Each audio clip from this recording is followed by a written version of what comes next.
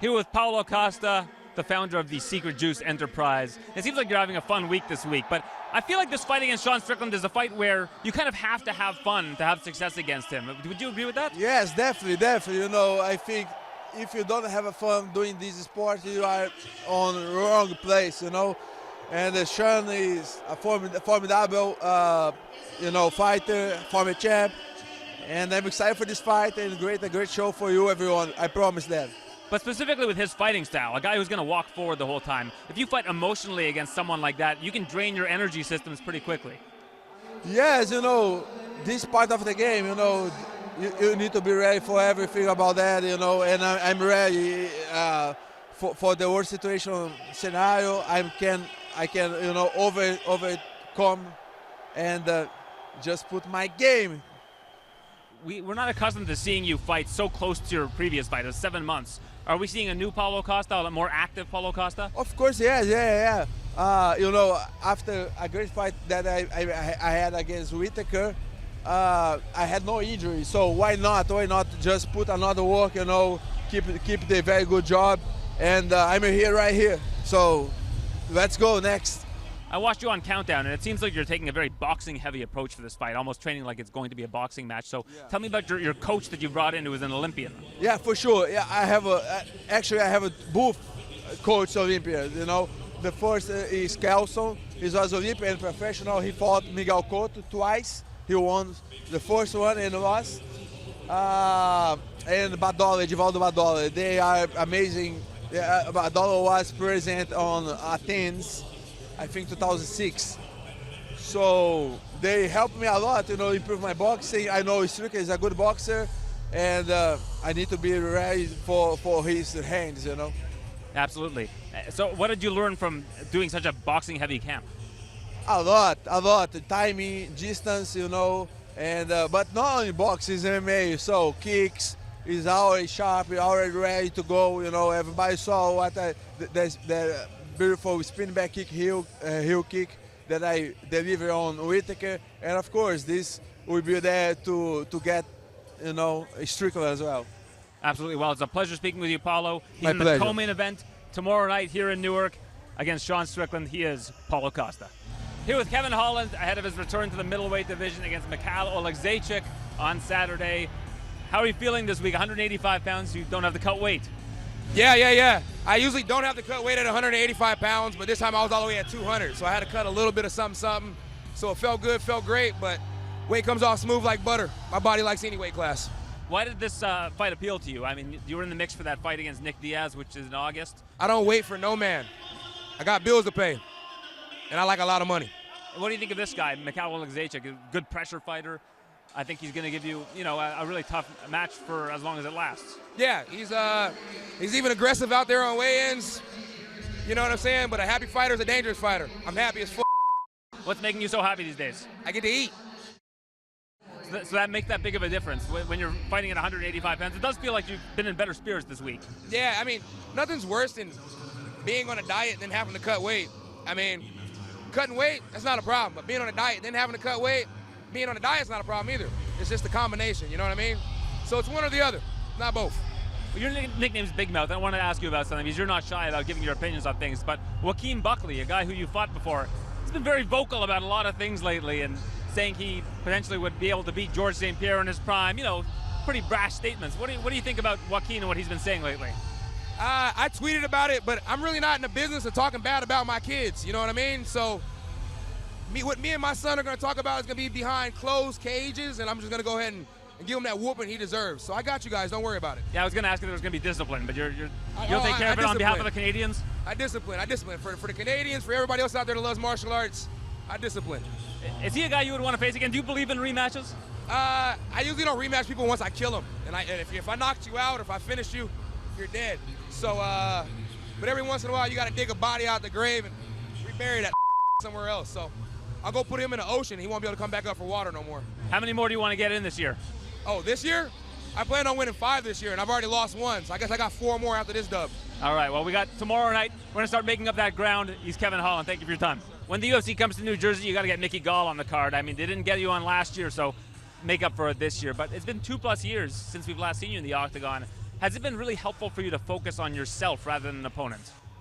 Yeah. So I got back surgery 16 months ago, and I've just been, in the gym down in South Florida at Kill Cliff at Barwitz Methods, just working on myself, all purpose. Not, like you said, focusing on an opponent and training for a camp per se, just training my game overall, which is probably the ideal way to do it.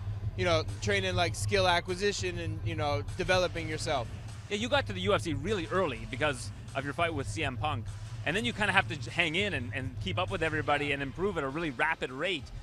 Now, with having the time off, I imagine that we're going to see some improvements from you that we're going to probably be blown away by. I think that's a very astute observation. I'm definitely going to have some new ripples, some new wrinkles that people haven't seen from me.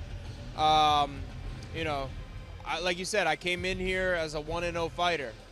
Who else is a 1-0 fighter in the UFC? Is nobody. Brock Lesnar was like the only other one. And yeah, I'm younger, so I'm developing. I don't think I've barely scratched the surface of my skill set. So yeah, I can guarantee you're going to see a lot of things that you've never seen before out of me Saturday night. And do you feel like this was something you kind of really needed in your career, was to have this kind of time off to focus on yourself? I mean, you had back surgery, so I'm sure if a fight was offered and you were healthy, you probably would have taken it, but definitely. It's good to reflect. That's a good. I really didn't think about it like that, but I think you're absolutely right. Maybe it wasn't. There's a lot that I was able to see was a blessing in disguise in regards to like the surgery and the forced time off. It was not at all what I wanted. I want to go. I'm a fighter. I want to fight. I want to compete. I want to make money. I want to, feel this, all this. But yeah, I was forced to step back, and it makes you reassess, and you appreciate things. You feel things. You feel loss. You feel everything, and it's made me definitely upgrade myself, my skill set, my mind, my whole life, across the board. This is an interesting matchup because Basil Hafez is very takedown heavy. And I feel like that plays well into what your strengths are, and your strengths have always been, which is your submissions, correct, your ability to grab the neck. Yeah. I feel like that's something that we're going to see in this fight. Yeah, I mean, I think it's going to be a little bit of a pick your poison for him. I feel like you take his last fight. He fought Jack Della Maddalena. And for my money, he won that fight. He won the first 2 rounds with his wrestling. Now, he cannot get away with that with me, though. No way. If he does that with me, he's going to get choked the f*** out. I hope I'm allowed to curse. We're not live. We're good. All right. Excuse me. If he does that with me, he's going to get choked out. And last one for you. You mentioned you're training at Team Killcliff. A lot of great Canadians in that camp. You got Aaron Jeffrey, who trains there with some I love frequency. AJ. Yeah. Marc-Andre Barrios has moved there so that he Power can bar. Stay there all the time. Yeah. And you mentioned Julian LeBlanc, another Julian up-and-coming LeBlanc. Canadian. Yeah. No, there's a bunch of Canadians. You guys are tough people. I love you Canadians. I don't know what's going on with your leadership up there, but like you guys, you do have a lot of tough, manly men. I like the hockey culture, everything you guys got going on. And yeah, a lot of friends, just cool, real people. I feel like there's a similarity between Canadians and New Jerseyans.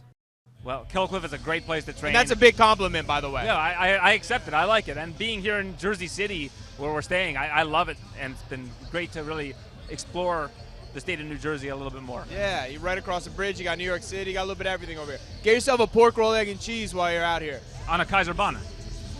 Cheers. Oh, hell yeah, absolutely. All right, my man, Mickey Gall, thank you for doing this. My pleasure. Thank you. Here with Rude Boy Randy Brown ahead of UFC 302 in Newark, New Jersey. We've got a big matchup, Eliseu Zaleski dos Santos. Does this feel like a home game for you, just across the bridge? It does, actually. It does. It was easy to get here. It was quick, so a lot of my friends and family coming over, so definitely feels like it. Yeah, how many people come to see you fight usually?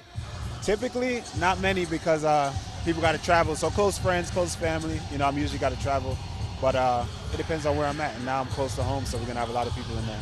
What do you think of this matchup? Zaleski dos Santos, very difficult guy to trace down, but I think that with your range, you're probably going to have a good advantage over him in that regard. Yeah, man, I think he's very well-rounded, and he's been around for a long time. There's going to be a level of comfortability in the ring or in the octagon with him. Yeah, he's good everywhere, but I think that I'm also better everywhere. So it should make for an interesting fight. I do have the range advantage, and I plan on exploiting that. We've talked about this before. Your dad, unfortunately, is still incarcerated. And when your fights are on ESPN, like this one is, he gets to watch them. So are you glad that he gets to watch this fight? No, I'm on the main card, so Oh, you're on the main card. I thought you were on the prelims. can't see the pay-per-view. But if he'll be able to see the prelims, but he can't see the pay-per-view. You know, so it's gonna be tough. So what happened in that situation? They can't make like an exception for him to be able to watch? Nah, his son, man, no? nah. But sometimes, you know what happens if I am on TV, even if it's later and they have to lock down. You know, I got the whole block and everyone there, they're cheering for me and they're making noises, you know. So it's good. They listen to it if they can sometimes, you know what I mean? And then they catch the replay the next day. I know that you've been working towards getting him paroled or basically out of prison. How's that been going? What's the latest on that? It's going. There's a different story every day. You know, about, as of right now, you know, he's. We're talking to a few lawyers. You know what I mean? There's a lot of. Only 2 people left from his case. Pretty much that's left there is just him and another guy. You know what I mean? A lot of people got you know, released. You know, and we're kind of just seeing. We're just waiting and see it because a lot of the laws have changed. You know what I mean? So still hoping, man. Still hoping, and hopefully we see him this summer. And what's the process like? Like, how does the whole thing work?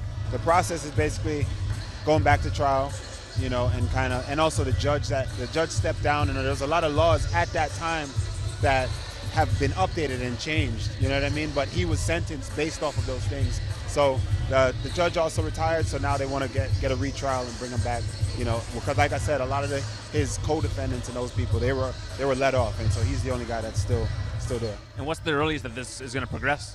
What's that? Like, what's the earliest that this could progress to him potentially being released? Hey, it's 50-50. I mean, it can be as early as this summer. So, yeah, just keeping our fingers crossed and keep on working, you know. And we're keeping them crossed for you as well. It would be a great thing for you and your family if that was to come to fruition. For sure. We're looking forward to your fight this Saturday. Unfortunately, you can't watch. I thought that it was on the prelims, so pardon my mistake on that one. But Eliseu Zaleski dos Santos, Randy Brown, it's on the main card at UFC 302.